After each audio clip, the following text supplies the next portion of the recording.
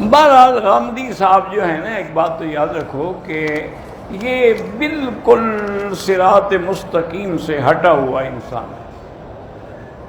یہ نئے نئے مسئلے پیدا کر کے پوری دنیا میں ایک تعصب دینا چاہتا ہے کہ عالم ہی میں ہوں. ابھی تک یہ مسئلے تو کسی عالم نے بتائے نہیں تھے. اب غلط مسئلے تو عالم بتاتے نہیں. وہ کیوں بتاتے؟ وہ تو حدیث کا بھی منکر ہے، وہ تو اسماء رجال کا بھی منکر ہے. وہ تو کہتے ہیں کہ حدیث کا معنی الہام ہے، دل میں خیال آ جائے کہ صحیح ہے تو صحیح ہے، ورنہ صحیح نہیں ہے. تو اسی طرح وہ رجم کا بھی منکر ہے. اسی طریقے سے بہت ساری چیزیں ہیں شریعت کی جن کے انکار سے آدمی کافر ہو جاتا ہے. تو بہرحال وہ یہ کہتا ہے کہ بھئی غیر اسلامی ممالک میں جمعہ نہیں ہوتا، تو جہاں الحمدللہ اب مثلا انڈیا ہے، غیر اسلامی ملک ہے، لیکن اللہ کا شکر ہے وہاں ہمارے مدارس ہیں، مساجد ہیں، جمعے ہوتے ہیں، عیدیں ہوتی ہیں، سب کچھ ہوتا ہے. کیوں نہیں ہوتا ہے؟ یہ کیا مطلب ہے کہ غیر اسلامی ملک میں نہیں ہوتا؟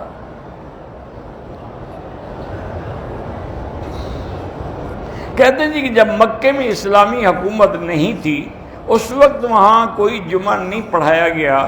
جمعہ مدینے میں پڑھایا گیا. اس کو عقل نہیں ہے. ابھی تو نماز کی فرضیت نہیں ہوئی تھی شریف آدمی. مکی زندگی میں حکم آ گیا لیکن تنفیذ نہیں ہوئی. جب حضور مدینے پاک گئے تو سب سے پہلے آپ نے مسجد ابن عوف میں پہلا جمعہ پڑھایا. تو وہ جمعہ تو فرض ہی وہاں ہوا، تو پہلے مکے میں کیوں پڑھتے؟ عجیب آدمی ہے. چونکہ مکے میں اسلامی حکومت نہیں تھی لہذا جمعہ نہیں پڑھایا گیا. اب اس کا کیا علاج ہے جاہل آدمی کا؟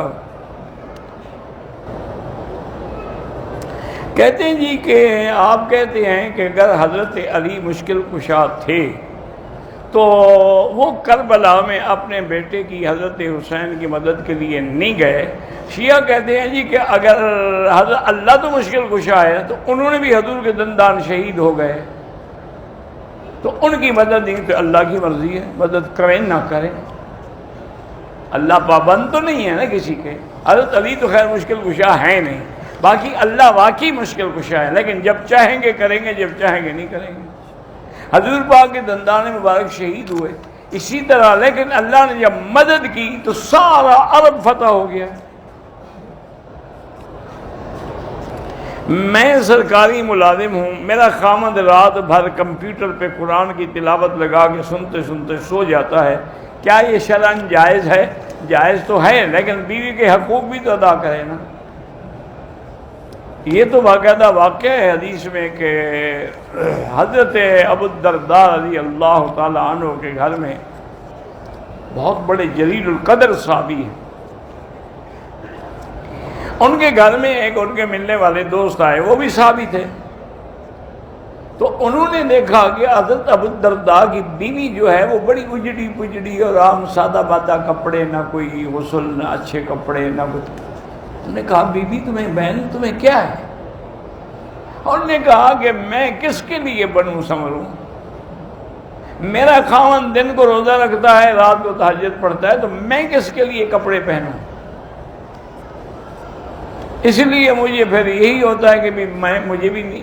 تو انہوں نے ابو الدرداء کو بلایا اور کہا کیا کر رہے ہو تم؟ لازماً تم نے یہ نفل پڑھنے سے بیوی کا حق ادا کرنے کا زیادہ ثواب ہے. تم اپنی بیوی کے حقوق ادا کرو. ایک دفعہ حضرت عمر رضی اللہ عنہ چونکہ بہت بڑے محدث ملہم تھے نا جی، ایک صحابی ہے، انہوں نے کہا حضرت آپ کہتے ہیں کہ بیوی کا حق ادا کرو، تو اس کا حق کتنا ہے؟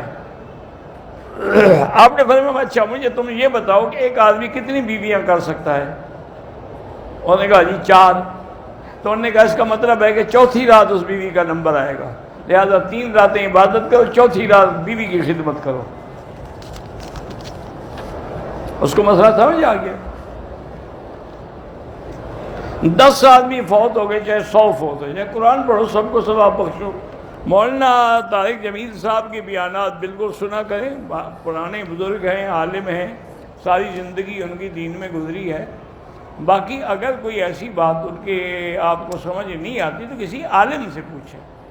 عام لوگوں سے نہ پوچھیں، پتہ نہیں ان کا مقصد کیا ہو اور آپ نے کیا سمجھا ہو۔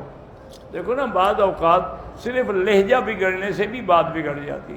کسی سے آپ کہیں بھی کیا بات ہے، پھر آپ اس کو کہیں کہ کیا بات ہے، پھر اس کو کہیں کیا بات ہے، تو بات لفظ تو وہی ہے نا، لیکن لہجے بدلنے سے تو وہ بزرگ ہیں بیچارے تبلیغی ذہن کے، ان کا قاعدہ یہ ہوتا ہے کہ ایک دفعہ محنت کر کے اس کو پھنساؤ تو صحیح نہ، پھر اس کو ٹھیک کریں گے۔ اپنا اپنا ایک طریقہ کار ہے۔ حضرت مدنی کی خدمت میں ایک بندہ گیا بیعت ہونے کے لیے، اس نے دیکھا کہ حضرت نے تو خود چائے پلائی، خود پاپے کھلائے، خود کپڑے دھلوائے۔